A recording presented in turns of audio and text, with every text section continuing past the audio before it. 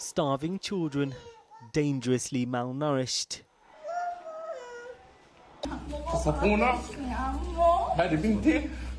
Amputations performed without anaesthetic. Entire families killed. Israel's war in Gaza has been filled with horrors that are hard to fathom. Israel accused of deliberately blocking aid, even as a humanitarian crisis deepens. Today, it led to arrest warrants for Israeli Prime Minister Benjamin Netanyahu, as well as former Defence Minister Yoav Gallant, being issued by the International Criminal Court for their alleged role in the suffering. Judges ruled there are reasonable grounds to believe they are responsible for the war crime of starvation, as well as the crimes against humanity of murder, persecution and other inhumane acts, and of intentionally directing an attack against the civilian population. The court also issued a warrant for Hamas's military commander, Mohammed Deif, though he's believed to be dead, accusing him of crimes against humanity as part of a widespread and systematic attack against the civilian population of Israel on October the 7th. It's the arrest warrants for Israeli politicians that are unprecedented. Netanyahu becoming the first leader of a Western-style democracy to be accused by the court. Here he was in Washington just a few months ago, given a rapturous welcome by Congress. America and Israel must stand together. Today, he dismissed the charges as absurd, biased and anti-Semitic. But public statements made by the men themselves form part of the evidence against them. At the start of the war, Gallant said food, water and fuel would all be blocked from entering Gaza. In the face of international pressure, aid has been allowed in, but nowhere near enough. Today in Gaza, displaced Palestinians welcomed the charges, though many fear they'll have little impact. We hope that the decision issued today will serve the Palestinians and serve us here in particular in Gaza, and that it will not be like other decisions that have passed unnoticed. Will Netanyahu and Gallant ever face the judges at the ICC? Everyone knows it's unlikely. The court has no police force to arrest anyone. But trips like this to London before the war will now be much more difficult. Many of Israel's allies are members of the ICC and are now obliged to detain the men if they enter the country, though America is not and has rejected the warrants. In Israel, where focus remains on the hostages still held captive by Hamas, even staunch critics of Netanyahu spoke out in his defense. It means that we as Jews and the state of Israel has no right to defend themselves against all these attacks and evil things that are being done against us, and they are defending us against that. Even if support around Netanyahu is rallying now, some say the arrest warrant will damage him politically. I think there will be a shift from defending what they say the Prime Minister, what he represents as the most powerful position in Israel politics, into a little bit of soul-searching about how Israel got to this point. Israel's assault on Gaza is continuing. In the north, tens of thousands of Palestinians have been forced to flee amidst fears they'll never be allowed to return. Overnight, dozens were killed in strikes across Gaza.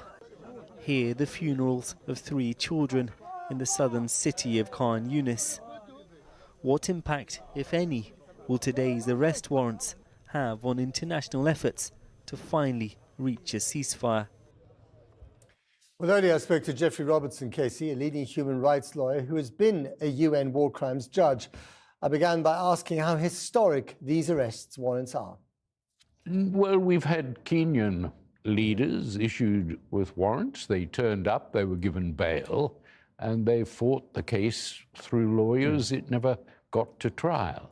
But so there are precedents, but never perhaps a leader that is so blindly backed by America, which is not a member of the court, but will bring pressure upon it. And we just hope that the judges are independent enough, and they've shown independence by issuing this arrest warrant today. What the Israelis will say, I'm sure, and they have to answer for themselves, obviously, is that the civilians who died in the Gaza Strip, and they would obviously dispute the numbers of civilians that have been killed, died either because they were used as human shields by Hamas or because they were, they got in the way. It was an unfortunate so-called collateral damage of the conflict, that dreadful term. But that they did not go out of their way to target these individuals. Well, the prosecutor will say damage is not collateral if it's directly aimed. And so that's the answer to that. What's the procedure now for the ICC? The procedure is that the case goes to the next stage, and Mr. Khan, or whoever it is, will seek an indictment. Mr. Netanyahu can, I think he'd be allowed to send lawyers to the court to oppose that, although it's not necessary. The important thing to remember is that the ICC does not have the power to try him in absentia, no matter how strong the evidence. So you need to actually arrest him in order to put him on trial, put him in the dock. They need to put him in the dock. Now, is that going to be likely? First of all, Netanyahu himself may stay away. The downside for that is there are 124 countries signed up to the ICC, so he won't be able to travel very far. But enforcement is voluntary, isn't it? So a country could choose not to arrest Prime Minister Netanyahu without warrant. They'd have to leave the ICC. South Africa tried this with the head of Sudan, who was indicted, and the court ruled that it couldn't. So this is one of its obligations. So what's the sanction? The sanction is to expel that country from the ICC? Yes, which most countries don't want to be expelled. They will do what was done with Putin in that other conference last year. They simply warned him, it was in South Africa. South Africa warned him not to come, and he didn't. And Netanyahu would be given the same warning. So his world has shrunk considerably. It has, and he would be seen as an international fugitive. Finally, and very briefly, Jeffrey Robertson, how likely from your experience, and given who else has turned up in the dock when people said it was impossible, how likely do you think it is that he and the other people who've been issued with this warrant will end up on trial? Well, everyone said Milosevic, indict him. He'll never turn up. And yet his people handed him over. I think it is not impossible if he fell from power. So the most likely people to hand him over would be the Israelis themselves, rather than him getting arrested on the streets of London or Paris. It would be an easy way of disposing of him, were he to fail at the next elections, sent off to defend himself. But that's not likely. The likelihood is there'll be enormous American pressure to protect him, and we'll just have to wait and hope to see this court showing its independence. It's not anti-Semitic. That's an outrageous lie by Israel. There's nothing anti-Semitic about it. We can see on our television the war crimes every night as residential areas are bombed and children dug out of the rubble. Jeffrey Robertson, thank you very much indeed. Well, joining me now is the Israeli diplomat and journalist Alan Pinkas. He's also served as an advisor to two former Prime Ministers, Ehud Barak and Shimon Peres. Alan Pinkas, good to speak to you again. What do you make of this arrest warrant then against Mr Netanyahu and the former Defence Minister Yoav Gallant? Well, good to be with you, Matt. It was predictable. It was anticipated. It was expected. The chief prosecutor, Karim Khan, requested the warrants from the court in May. So that's 6 months ago. And it took time, but here we are. So on the one hand, it did not come as a surprise. On the other hand, you see by Israel's vociferous reaction that this hit a quite an exposed nerve. You know, you put into this blender of Israeli responses anti-Semitism and the Holocaust and an international conspiracy and a cabal and terrorism and Iran, and you blend and everyone drinks out of the same concoction, and everyone comes out with basically the same righteous indignation. On the other hand, I just listened very carefully to the very interesting interview you conducted with Jeffrey Robertson. He makes very, very important points. You know, Mr. Netanyahu cannot be tried in absentia. He knows that. Yeah. He will not test this. But then again, he A, is a fugitive. B, as you said correctly, Matt, his world shrunk considerably. Right. I mean, does Israel itself, and I know that Netanyahu has been incredibly unpopular, you know, with lots of people for lots of other reasons, but the war itself has, as far as I can understand, been supported by the Israeli public. Does Israel itself now feel as a pariah because its democratically elected leader has been issued with this arrest warrant? Well, that's a complex question. Let me explain why. What's complex about it? On the one hand, people disapprove of Netanyahu. They see him as responsible and believe he should be held accountable for the calamity of October 7th. Yes, they were pro the war.